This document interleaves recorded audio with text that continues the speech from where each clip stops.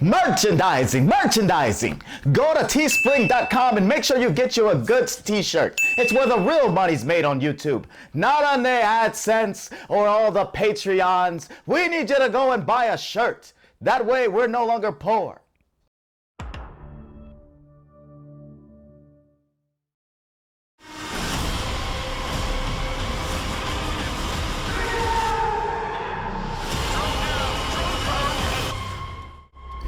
Hi guys, it's Terrence and I'm back with another movie review. This time it was something that I found on Netflix called Code 8. Now, it was in their top 10 list within the United States, and anytime I see anything in that top 10 list and I haven't seen it, it kind of makes me feel like I'm missing out on something, like you guys kind of got the jump on me. So I was really excited to see what this film was about, and one of the biggest things that I saw on it was the cast. Now, this film is actually going to be starring Stephen Amell from the CW Universe fame, being the lead actor from Arrow, as well as his cousin, Robbie Amell, who is actually also in the CW Universe, being featured on Flash before they killed his character. Spoiler alert. All right.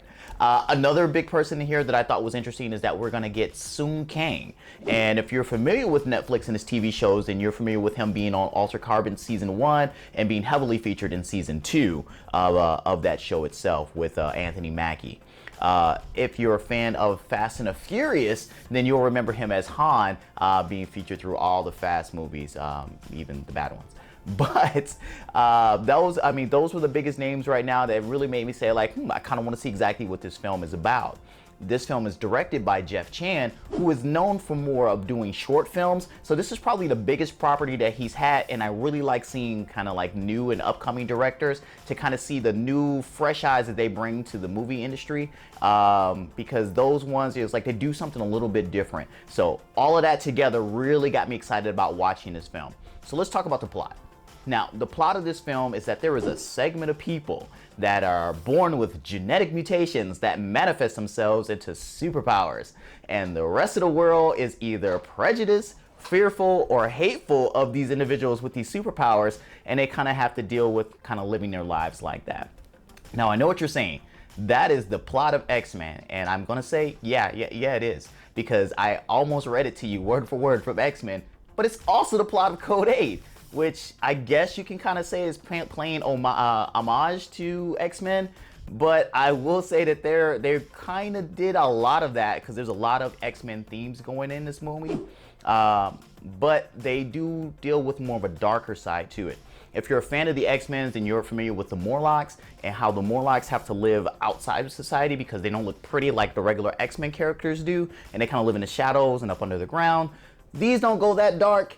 But it does leave people where they're kind of ostracized from the rest of civilization or the rest of the world, where like they're not wanted, they can't even get jobs. So I like that look because it shows us what it's like when the superpowered individual doesn't go off and join a team and get a fancy suit, as well as start fighting crime and kind of become the hero of the day. What it's like for them to have to live day to day with these powers where nobody wants them to be around. So that was a really interesting part about it.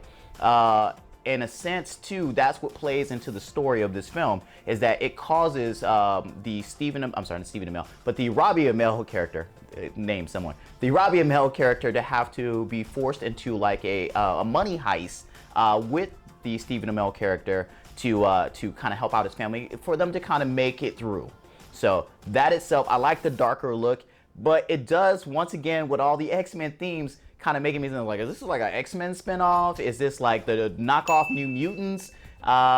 Even so much so that there's even like Sentinels in this film. I mean, tiny ones, kind of like Chappie version of the Sentinels that kind of hunt down these superpowered individuals. And I kept saying, it's like, did they just take everything from the comic book that said X-Men and say, we're just going to shove it in here and we'll just name it something else? All right. Now, my overall thought to this film, I guess you can kind of pick up on it. I did enjoy it. It's not a film where I'm going to say it's rewatchable, that you're going to watch it and you want to tell people about it and stuff like that. You're more going to want to say like, hey, that was a good popcorn film. That was a good kill of my 2 hours. And if I'm an X-Men fan, I'm probably going to be more into it than somebody who's just a sci-fi fan or just kind of like the novel person, the casual person who's scrolling through Netflix, kind of figuring out what they're going to watch. Now, should you watch it? I would say if you are a fan of X-Men and you can get past that it's not the X-Men, it's just kind of X-Men adjacent, I would say then go ahead and give it a watch. If you're a sci-fi fan and you kind of like, you know, superpowered people versus regular people, then you might want to give it a watch too. If you're not into those two categories, I'd probably give this a pass. There's a lot of other things that are out there that kind of are X-Men-esque type shows or type movies that you might have a better thing or have a better experience with than in this film. Or if you just kind of like that darker take, maybe you might like it too. All right. So that's what I have to think about this film. If you guys have already seen it, which you probably have since it was in the top 10, put your comments below. Tell me what you thought about it, as well as like the video. And if this is the first time that you're on the channel, make sure you subscribe as well as click the notification bell so that way you're aware of all the other things that we do on this channel and maybe a few more reviews that I might have coming up pretty soon. So with that being said, also too, visit our t-shirt t-shirt store. This is not our t-shirt. This is for a friend of mine from the Blurred Nerds, Mr. Chaco Machismo. I'm screwing up names and words today. Go to his, the Blurred Nerds at Teespring. I'll put the link in the description and get one of his t-shirts for the Blurred Nerds. We want to support him too. So that's all I got for today, guys. Take care. All right, guys, I've been saying this. I hope you guys are tired and I hope you already contributed money, but we do have a Patreon. So below you'll see the link. If you guys go to patreon.com/thegoods, please go ahead and, I mean, if you guys do like the show, please donate something. We do have giveaways for donations that we do receive. Make sure you donate something and we get something sent out to you and make the show better. Question for you. Where does the money go? What does the money do? My pocket.